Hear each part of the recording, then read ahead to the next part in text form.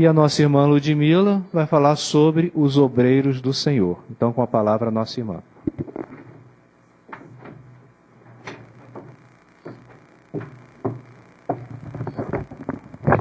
Boa tarde, meus irmãos, minhas irmãs. Com uma alegria muito grande que nós estamos aqui mais uma vez para compartilhar com vocês essas alegrias tão grandes que a doutrina espírita nos proporciona. De todas as pessoas conhecidas no mundo, encarnadas ou desencarnadas, Jesus é, sem dúvida, a mais influente, a mais importante de todas elas. Sua mensagem de amor exerceu e exerce sobre todas as pessoas uma influência tão profunda que o mundo nunca mais foi o mesmo depois de sua vinda. Tanto que a história da humanidade passou a ser dividida em antes dele e depois dele. Depois da crucificação de Jesus, o número dos que realmente acreditavam no Cristo ressuscitado talvez não passasse de umas poucas centenas. Esse grupo pequeno, sem a presença do seu líder, provavelmente teria desaparecido, ainda mais num meio religioso onde o judaísmo era tão predominante. Mas aqueles crentes, aqueles seguidores, estavam dispostos a tudo para seguir o Mestre, inclusive a oferecer suas próprias vidas, se fosse necessário. Então, aquelas poucas centenas, cerca de 50 anos depois, já haviam se multiplicado em milhares, depois em milhões, depois em bilhões e assim por diante. Nunca na história da humanidade houve nada parecido. E que poder é esse que Jesus tem? Jesus tem algo que nós procuramos e não encontramos em lugar nenhum que não seja nele. Conforme foi lido no preparo, às vezes procuramos preencher esse vazio que sentimos com prazeres do mundo, com entorpecentes, com vícios, com desregramentos, tudo para tentar mitigar essa dor que sentimos pelo vazio, que fica no nosso íntimo quando Jesus não está dentro dele. Essa fome abrasadora, essa sede devoradora, que só a fonte de água viva verdadeira pode mitigar, pode aliviar. Aquele período inicial do cristianismo, seus primeiros 300 anos, foi chamado de cristianismo primitivo. Primitivo não no sentido de ser algo ainda mal feito, algo que está apenas iniciando, mas no sentido de ser o primeiro, o original. Foi o cristianismo original. Grandes apóstolos e missionários dedicaram-se integralmente em favor dessa causa do Cristo, disseminando a boa nova por todos os recantos. Esses missionários ficaram conhecidos como os primeiros cristãos, que viviam uma vida bem diferente de nós cristãos de agora. Viviam uma vida onde predominava a comunhão, comunhão de interesses, de sentimentos, possuíam uma vida realmente em comum, tanto que em Atos dos Apóstolos nós vemos que todos os que criam estavam juntos e tinham tudo em comum, eram unidos. Era o fator mais predominante nesses primeiros cristãos. A partir do ano 64, quando Nero governava o Império Romano, os cristãos começaram a sofrer perseguições muito intensas. Aqueles que se recusavam a renunciar a Jesus eram cruelmente torturados em público. Não se poupavam nem as mulheres. Depois de terem seus cabelos cortados ou raspados para sofrer humilhação pública, elas recebiam o castigo, mesmo que houvessem acabado de dar à luz, mesmo que fossem idosas ou estivessem grávidas. Mesmo assim, a maior parte dos torturados se recusava a renunciar ao Mestre, a abandonar sua crença. Apesar daqueles testemunhos que nós temos notícias, quantos não foram crucificados, devorados pelas feras, transformados em tochas vivas, eles deixaram para nós coisas muito importantes. Deixaram registrados os evangelhos, que são o código moral da humanidade. Deixaram exemplificados para nós a excelência do ideal cristão, porque agiram conforme Jesus agia, não só falando, mas exemplificando, vivenciando. Essa vivência deles em favor do próximo, do necessitado, do desvalido, foram lições muito fortes que permaneceram para nós. Mas, apesar de todo esse grande valor que esses primeiros cristãos tinham, de toda aquela coragem, de toda essa fé profunda e vigorosa, como característica do estágio de imperfeição que nós ainda nos encontramos, não faltaram também os problemas. Logo começaram a aparecer as divergências, os desentendimentos, os ciúmes, a desconfiança. Foi um cristianismo típico de um planeta de provas e expiações, porque cada orbe tem seu Cristo. Não sabemos como é o cristianismo em outros orbes. Sabemos como é o cristianismo do Cristo Jesus, do planeta Terra, de provas e expiações, com grandes exemplos sublimes, mas também com suas dificuldades, seus vícios, seus problemas. Passados 19 séculos desse movimento cristão, chega para nós o Consolador prometido, a doutrina espírita, que Jesus havia prometido, para nos relembrar a mensagem do Evangelho que nós esquecemos, para nos ensinar coisas novas referentes à vida além túmulo.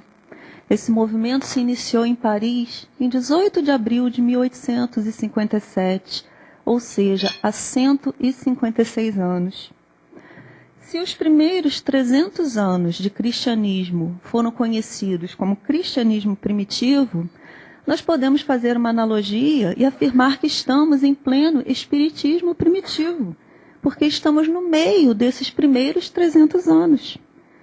Então, como o cristianismo teve suas perseguições, seus testemunhos, o espiritismo também tem enfrentado suas dificuldades. Nós sabemos quantos trabalhadores desta causa sofreram também muitas perseguições, humilhações, dificuldades, até mesmo prisões, porque no Código Penal Brasileiro de 1890 era crime o espiritismo. Qualquer pessoa que praticasse o espiritismo poderia ser presa.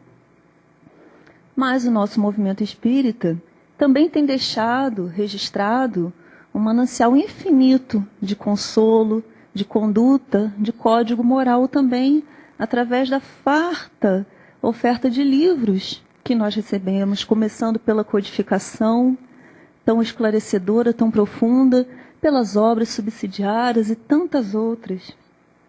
O espiritismo, assim como o cristianismo primitivo, tem o seu trabalho em favor do próximo, possui uma obra na área social de excelente qualidade, mas também tem os seus problemas. Tem também suas divergências, seus desentendimentos, melindres, ciúmes, falta de caridade. Problemas esses que nem sempre são tratados com a devida tolerância. Se as pessoas dos primeiros séculos do cristianismo foram chamadas de primeiros cristãos, nós que nos movimentamos neste momento, na seara espírita, podemos dizer que somos os primeiros espíritas. E como nós estamos nos comportando nessa seara? Qual é o legado que nós vamos deixar para as gerações que vão nos suceder? Como será que nós estamos trabalhando no campo do Senhor? Utilizando uma das obras que a doutrina nos oferece, o Evangelho segundo o Espiritismo, nós vamos buscar o capítulo 20, os trabalhadores da última hora, que somos nós. E ninguém mais, ninguém menos que o próprio Espírito da Verdade vem nos dizer o seguinte: ditosos serão, felizes serão, os que houverem trabalhado no campo do Senhor com desinteresse e sem outro motivo que não seja a caridade. Ditosos os que hajam dito a seus irmãos: trabalhemos juntos e unamos os nossos esforços, a fim de que o Senhor, ao chegar, encontre acabada a obra. Porque o Senhor lhes dirá: vinde a mim, vós que sois bons servidores, vós que soubestes impor silêncio aos vossos ciúmes e às vossas discórdias. a fim de que daí não viesse dano para a obra. Mas, ai daqueles que, por efeito de suas dissensões, houverem retardado a hora da colheita. Essa advertência que o Espírito da Verdade nos fez aconteceu em 1862. E será que nós procuramos nos unir para não retardar a colheita do Senhor? Soubemos calar nossas dissensões e nossos ciúmes para que a obra fique em primeiro plano?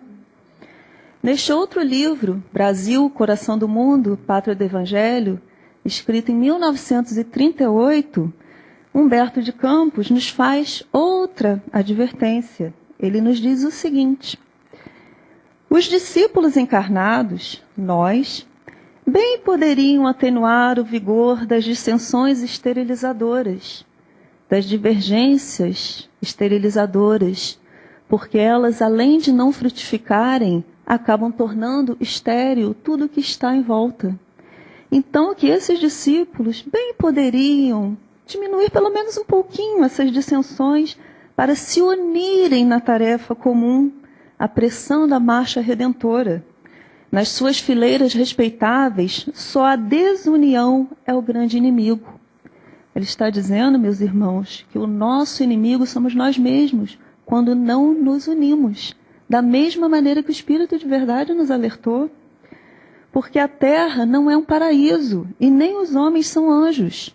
Então as entidades perturbadoras se aproveitam dos elementos mais acessíveis para fomentar a discórdia, desunindo as fileiras que, acima de tudo, deveriam manter-se coesas para a grande tarefa dentro do amor e da humildade. Nós recebemos estes alertas que são muito claros, nos dizendo como que nós, que desejamos ser trabalhadores do Cristo, seguidores do Mestre, obreiros do Senhor, como que nós devemos colaborar com a sua obra. Em primeiro lugar, nos unindo, trabalhando junto, deixando de lado as pequenas questões para que o que realmente interessa prevaleça. A misericórdia de Jesus, meus irmãos, sempre permitiu que nós recebêssemos missionários para exemplificar esses sentimentos que nós parecemos que fazemos questão de esquecer. Um deles foi Francisco de Assis, o pobrezinho, conforme sua própria alcunha diz, viveu uma vida de extrema pobreza, de muita simplicidade, de grande amor ao próximo, dedicação, amor à natureza. E seus biógrafos, todos, confirmam esses aspectos de seu caráter. Uma compreensão profunda da dor alheia, empatia, humildade, fraternidade, simpatia. Na visão de seus contemporâneos, e nós podemos dizer que na nossa também, ele foi um perfeito seguidor do Cristo. Depois dele, recebemos a presença de Francisco Cândido Xavier. Todos nós conhecemos largamente seus exemplos de dedicação, sua existência inteira, com exemplos de renúncia, de trabalhos, de amor ao próximo, uma vida vivida com extrema simplicidade, desapego aos bens materiais, aos bens terrenos, profundamente identificado com as necessidades de cada alma. Ele também não é um perfeito seguidor de Jesus? E agora surge uma outra figura, também amorosa, humilde, simples, que vem também conclamar as pessoas a se unirem. Um outro Francisco, o Papa Francisco. Esse homem tem surgido entre nós dando lições de desapego às riquezas, tanto que, relembrando Pedro, ele disse: não trago ouro nem prata, mas trago o que de mais precioso me foi dado, Jesus Cristo. Que presente mais precioso que uma criatura pode receber que não seja Jesus Cristo? Muito mais que ouro e prata. Esse homem que, com a sua simplicidade, seus sapatos surrados, seu sorriso bondoso e acolhedor, é capaz de nos emocionar até as lágrimas. E por que isso? Será? Tá vendo? Que é porque ele nos lembra outros Franciscos? Francisco de Assis dedicava-se aos leprosos, cuidava deles, não tinha medo.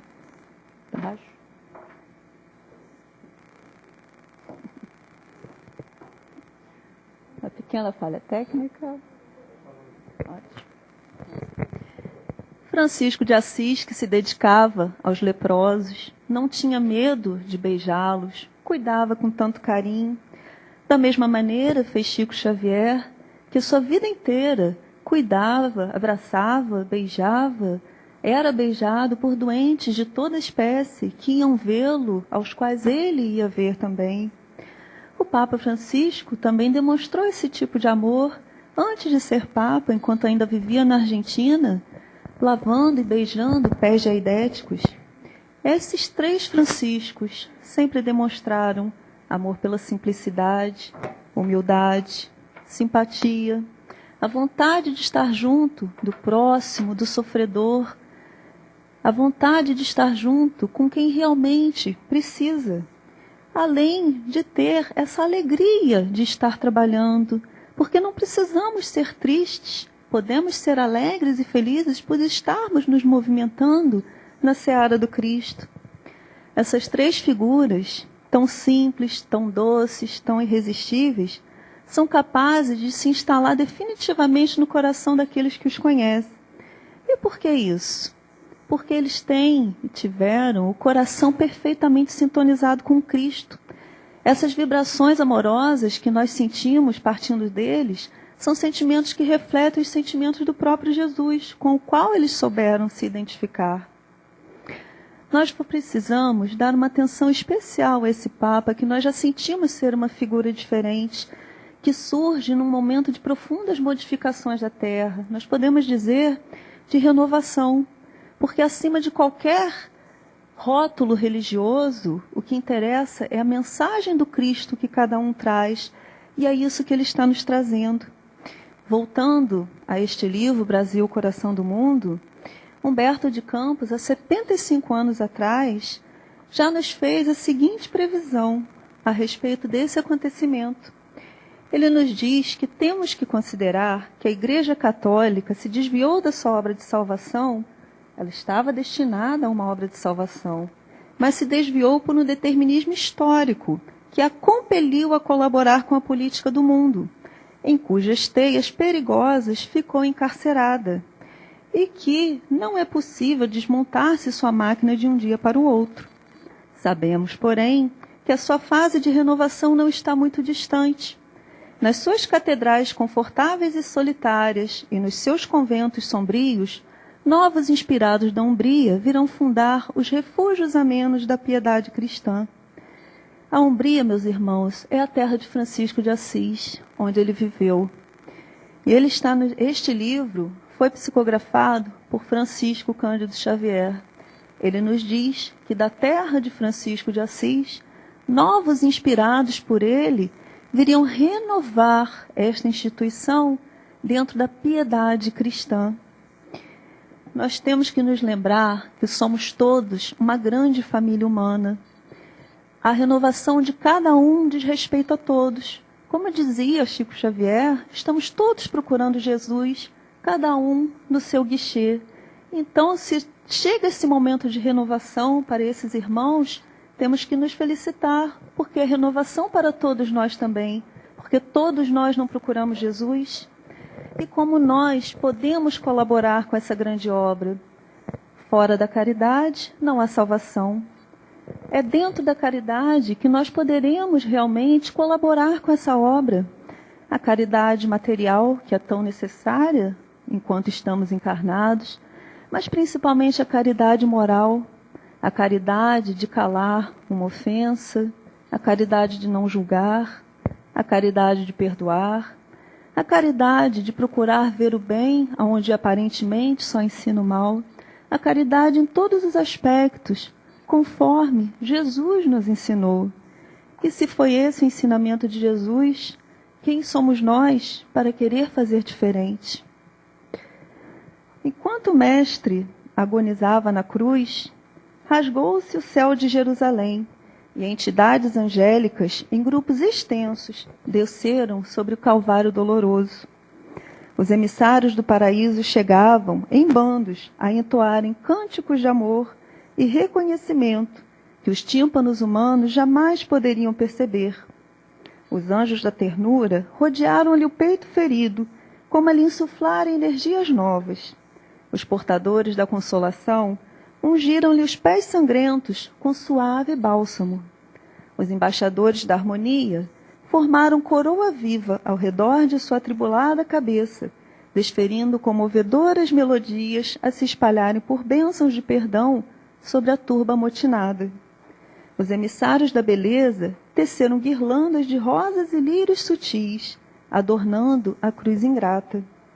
Os doadores de carinho em assembleia encantadora postaram-se à frente dele e acariciavam-lhe os cabelos empastados de sangue.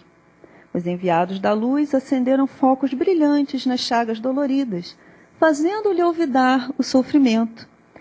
Trabalhavam os mensageiros do céu em torno do sublime condutor dos homens, aliviando-o e exaltando-o, quando um anjo, aureolado de intraduzível esplendor, apareceu, solitário, descendo das alturas. Não trazia seguidores, e, em se abeirando do Senhor, beijou-lhe os pés, entre respeitoso e enternecido. Procurou os olhos de Jesus dentro de uma ansiedade que não se observara em nenhum dos outros. Dir-se-ia que o novo representante do Pai desejava conhecer a vontade do Mestre antes de tudo. E, em êxtase, elevou-se do solo em que pousara aos braços do madeiro. Enlaçou o busto do inesquecível supliciado com inexcedível carinho e colou por um instante o ouvido atento em seus lábios, que balbuciavam de leve. Jesus pronunciou algo que os demais não escutaram distintamente. O mensageiro solitário desprendeu-se então, revelando olhos serenos e úmidos, e de imediato desceu para as sombras, procurando Judas, a fim de socorrê-lo e ampará-lo. Se os homens não lhe viram a expressão de grandeza e misericórdia, os querubins em serviço também não lhe notaram a ausência. Mas, suspenso no martírio, Jesus contemplava-o confiante, acompanhando-lhe a excelsa missão em silêncio. Aquele era o anjo divino da caridade. Boa tarde, meus irmãos. Que Jesus nos